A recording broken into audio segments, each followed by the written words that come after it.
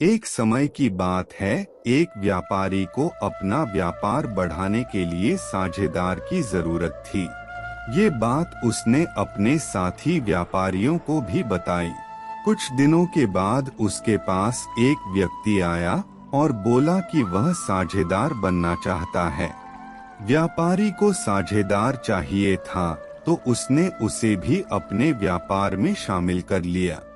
अब दोनों साझेदार व्यापार करने लगे। उनका काम तेजी से बढ़ रहा था। एक दिन व्यापारी का एक दोस्त उससे मिलने आया, तो उसने साथी साझेदार को देखा।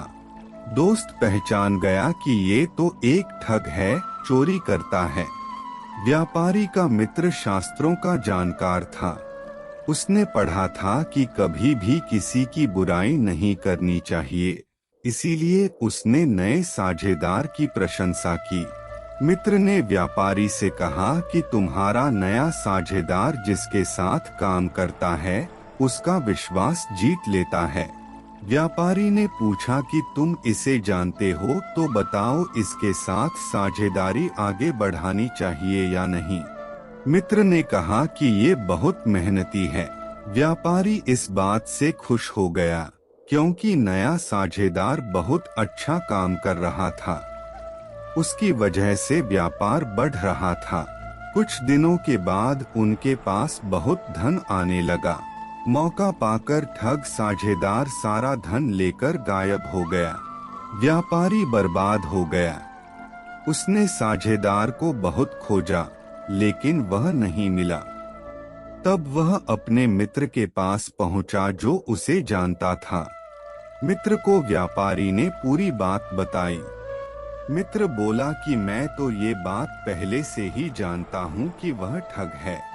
व्यापारी ने कहा कि ये बात मुझे पहले क्यों नहीं बताई, तुम तो उस दिन उसकी तारीफ कर रहे थे।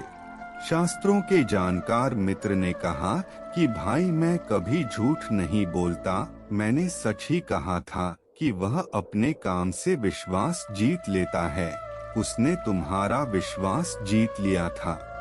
मैंने कहीं पढ़ा है कि कभी भी किसी बुराई नहीं करनी चाहिए, इसीलिए उसके ठग होने की बात तुम्हें नहीं बताई।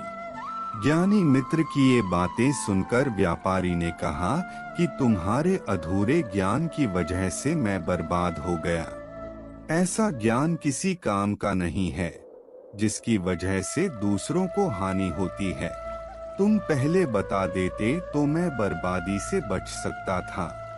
कहानी से सीख मिलती है कि ऐसा ज्ञान किसी का काम नहीं, जिसकी वजह से दूसरों को हानि होती है।